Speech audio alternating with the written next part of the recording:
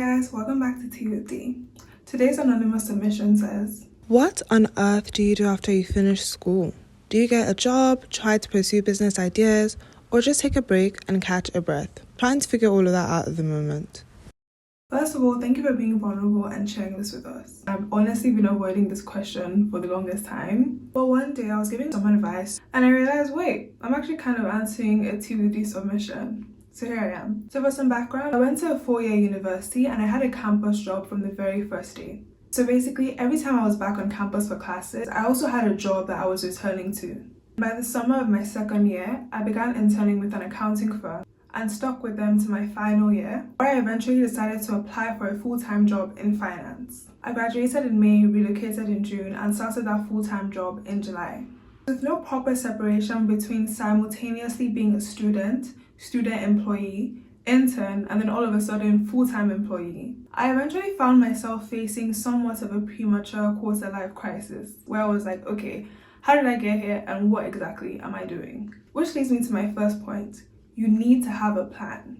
No matter how passionate you are, you shouldn't be working aimlessly. You need to see a pathway. It doesn't have to be crystal clear, but it should be clear enough for you to at least have some sort of direction. Anybody that's gone corporate can easily tell you how everyone is constantly moving based on their personal trajectory, and the last thing you want is to feel like you're stuck. Knowing what you hope to gain from your current job and what part it plays in the bigger picture is one of the simplest but most powerful things you can do. Is it a stepping stone? Are you here for the name, network, pay, or just the experience? Whatever the case may be, pinpointing it and being intentional so that you're actually getting what you want out of your time there is very important. This way, it's clear when your work there is done and you've already gotten what you wanted, or when you're not getting what you'd hoped for and it's time to start looking elsewhere. Either way, it all starts with knowing what exactly you plan to gain from your time there. Getting too comfortable in the corporate world is particularly dangerous because they do a pretty good job of making you feel like you're set for life. Most times, they even have the trajectory already set for you. Work this many years and you make it to VP. This many more and you're an MD. As long as you keep showing up and doing your job, the checks will keep coming in, your bills will keep getting paid, and you'll keep getting by. But what happens when it all just stops? Which leads me to my next point. No one is indispensable in the corporate world. No matter how many hours, tears, sleepless nights you put in, no one at your job owes you anything. The upward trend in layoffs should be enough reason for you to have a plan that's not fully dependent on your current job. If you're on a way to an important event and you somehow run into a closed road, are you just going to go, oh damn, how am I ever going to make it there now? No, you're going to look for the next best way to get to your destination and reroute. But in order to reroute, you have to have known where you were headed in the first place. Not only does having a plan make you more intentional, but it also gives you a stronger sense of independence. It's how you know that if your current route abruptly changes, you already know that, okay, this is another way I can get to my destination. If a corporation ever decides that they need to cut costs, best believe that they'll do exactly that and quick. Remember that jobs come and go. Your values, special moments with loved ones, health, both mental and physical, shouldn't be compromised in an attempt to prove anything to anyone at your workplace. Which leads me to my next point. You need to set boundaries. Once you start working full-time, any time you have to yourself is so sacred. To my earlier point, how do you even get time to come up with a career plan if you don't even have time to literally just think?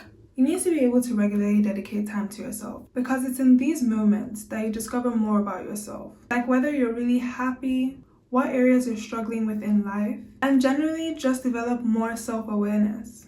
This is honestly something I'm still struggling with because how do you even establish a routine when no 2 days are the same? Like how am I going to say, okay, every day at 7 p.m. I'm going to go to the gym if today I end up leaving the office at 8 p.m. Or oh, at 9 p.m. I'm going to eat dinner and then meditate. But today my last meeting happens to end at 10 p.m.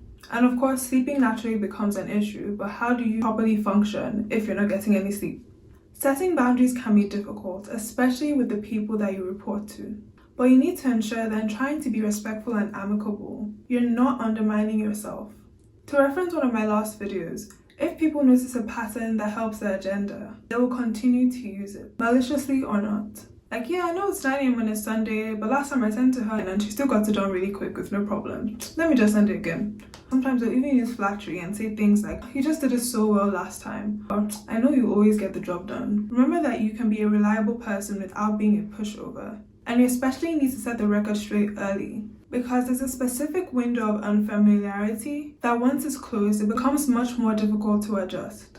Now it's no longer you trying to set boundaries, but trying to reset them, to make everyone unlearn the pattern that you already allow them to get comfortable with. That's not to say that it's ever too late to set the record straight, but it's always just much easier when they're still getting to know you and still getting familiar with the type of person that you are. Now, I know that I mostly covered setting boundaries within the workplace, but I want to also make sure I cover setting boundaries in your personal life as well. Again, once you enter full-time employment, any time you get to yourself is very sacred. And as I mentioned in a previous video, sometimes you just don't have enough of you left to share with anyone else.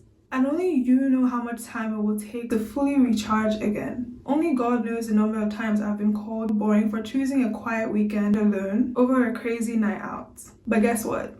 There isn't a single time that I've ever regretted that decision. Because time and time again, spending that time with myself proves to be one of the things that keeps me sane. Most people only talk about the word selfish in negative contexts. But being selfish isn't inherently bad and can actually lead to a healthy and successful life when done respectfully. If a colleague wants to grab dinner after work, but I know that I'm tired and really need to get some sleep, why should my colleagues' wants trump my needs? Or if my friend invites me to a party because they want to have a good time, but I simply don't feel like going, why should my friend's wants trump mine? You need to know when to put your desires first, because if not you, then who? Even with the people that are closest to you and love you the most, there's always going to be a limit to how much they can respect your perspective, because your life is simply not theirs. It's still you that will have to quickly run home to submit those deliverables to your manager tonight, not your friend. The same way it's still you that would have to go home and get only 2 hours of sleep because you still have to meal prep for your week, not your colleague. Remember that people will only take as much as you allow them to. So please, whether at home or at work, think before you yes. Lastly, I want you to remember that no one is better than you. When you're fresh out of college, it's very easy to undermine your intelligence when you're in a room full of people with years of experience. But if you really think about it, no one really knows the extent of the knowledge that the next person carries. Aside from a title, the only physical indication of one's experience is the confidence that they give off. Remember that of all the people that applied, you were chosen for this job because of what you have to offer. So own it. You shouldn't just assume they'll think you're stupid if you make a random suggestion. You shouldn't just assume that you can't speak up at client meetings because you're junior.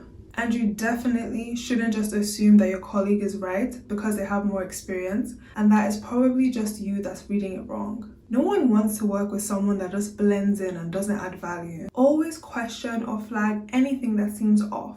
Remember that no matter how senior they are, your colleagues are human too. They can make mistakes, they can be wrong. It's better to ask questions and be corrected than to just always be quiet and be a minion on your team. And for those of you that just don't feel that confident yet, honestly, I'll say you should fake it till you make it. Because no matter what level of experience anyone carries, without confidence, it really has no face value. Although I can't tell you what exactly to do after school, I hope that hearing what I've learned from my postgrad decisions helps you navigate your own postgrad journey. And to anyone still figuring out the college to corporate transition, I hope that knowing that we're all trying to cope with the same situations makes you feel less alone and more seen. I encourage anyone else who may have experience addressing similar situations to share additional advice in the comments below.